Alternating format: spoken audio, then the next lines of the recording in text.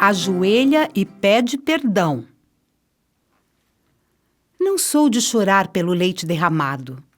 Não gosto de me deter no passado. Bicho esquisito que sou. A frase "nos meus tempos", em contextos didáticos, me dá arrepios. Porém, ao ser apresentada para Fernando Pessoa, um dos meus poetas prediletos, e lá se vão muitos anos, tratei logo de me apaixonar pela sua poesia ou pela poesia de alguns dos seus heterônimos, porque um deles, mais precisamente Alberto Caeiro, escreveu um verso que traduz perfeitamente meu jeito de ser, desde quando me entendo por gente. O que for, quando for, é que será o que é. Assim, quando me vejo diante de algumas coisas aqui, nesta minha morena, me pego pensando que elas poderiam ter sido um pouquinho diferentes. Só um pouquinho.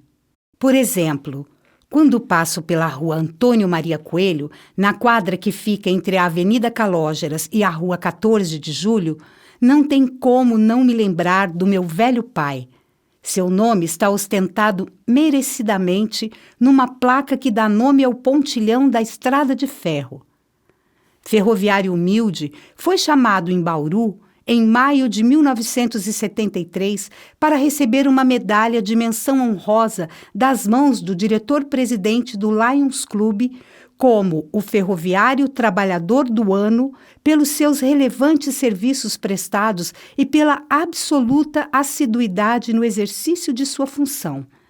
Também foi agraciado com os títulos de cidadão sul-mato-grossense e cidadão campo-grandense, haja vista que nasceu em Havaiandava, cidade do interior paulista.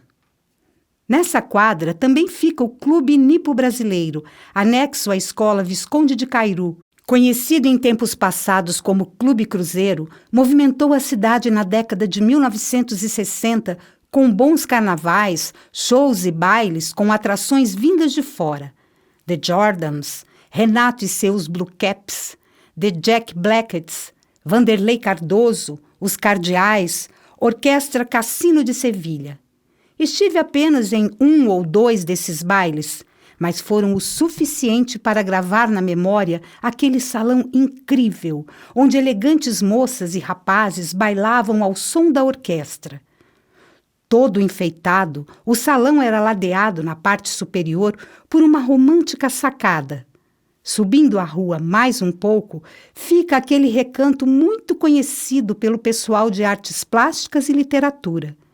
O prédio em que viveu nossa mestra Maria da Glória Sarrosa. Mas isso é assunto para uma outra ocasião. Hoje quero compartilhar com vocês um causo que guardei comigo e que ocorreu dentro do Cine Rialto, onde atualmente funciona a Igreja Seixonoye. Fundado em 1947, teve suas atividades encerradas no início dos anos 70, levando com ele os sonhos, as alegrias, fantasias, os risos e prantos de toda uma geração. Pois foi lá que vivi uma situação cômica, se não fosse trágica, para uma romântica adolescente que só queria assistir, comendo pipoca, ao clássico longa-metragem Candelabro Italiano. Fui com uma amiga mais velha, devidamente acompanhada do seu noivo, tendo recebido da mãe dela a honrosa incumbência de segurar vela. Quem é da minha idade sabe o significado dessa expressão. Mas durante o filme, minha atenção esteve voltada para o topete loiro do ator Troy Donahue, par perfeito da mocinha Suzanne Pleshette, nas belas paisagens da costa italiana, e acima de tudo para a música Al di là. Apenas uma única vez eu dei uma espiada ao casal de noivos sentados ao meu lado para não desmerecer minha função. Estavam ambos de mãos dadas, comportados. E assim transcorria o filme. Já quase no final, eis que se sucede o inusitado. Minha amiga se levantou de um sopetão da cadeira, puxou meu braço e me ordenou que fosse embora com ela, imediatamente. Levei o maior susto. Atônita, ainda quis ponderar, mas um alto e sonoro "shh" veio irritado da cadeira de trás.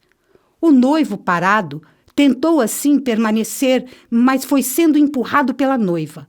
Alcançamos o corredor na seguinte ordem: minha amiga na frente, pisando duro com seus sapatinhos de saltinho, o noivo atrás, tentando segurar-lhe os ombros, e eu por último, caminhando entre apressada e ao mesmo tempo sem vontade de desviar meu olhar da tela do Rialto. Enfim, o que é que se podia fazer? Saímos do cinema, eu sem saber de nada. Apenas ouvi os dois, à minha frente, numa conversa em que a voz da amiga era de profunda irritação. O noivo apenas se desculpava e tentava argumentar. Pegamos o caminho de volta para nossa casa. Morávamos os 3 na Vila Noroeste. Mas a surpresa não terminara. Ao chegar em frente à igreja Dom Bosco, minha amiga estancou em frente à escadaria e ordenou que o noivo se dirigisse para dentro e fosse até o altar de Nossa Senhora Auxiliadora. Eu a tudo observava ainda com as notas musicais da bela canção do filme no meu ouvido. 2 minutos depois, estava lá, o moço ajoelhado aos pés da Virgem Maria em contrita oração. O restante do caminho foi feito de silêncios, embora as mãos dos pombinhos já estivessem novamente atadas. Depois de uns 2 anos, aquele noivado foi desfeito e cada um seguiu seu caminho. O tempo passou, mudamos daquela pequena vila e perdi o contato com ambos. Mas antes disso, minha amiga revelou-me o segredo sobre o que havia acontecido naquela noite, assistindo ao filme lá no Cine Rialto. Num arroubo apaixonado, o noivo tentou sapecar-lhe um beijo mais atrevido, desses molhados, demorados, de perder o fôlego. Ela, naturalmente tímida, ficou profundamente envergonhada e não viu outra saída senão fazer o noivo pecador ajoelhar-se aos pés do altar. Fico imaginando que até a santa riu-se daquela ingênua situação. Afinal, ela é tida como a Mãe Celestial e, diferentemente de muitas mães terrenas, deve entender melhor as espontaneidades do amor.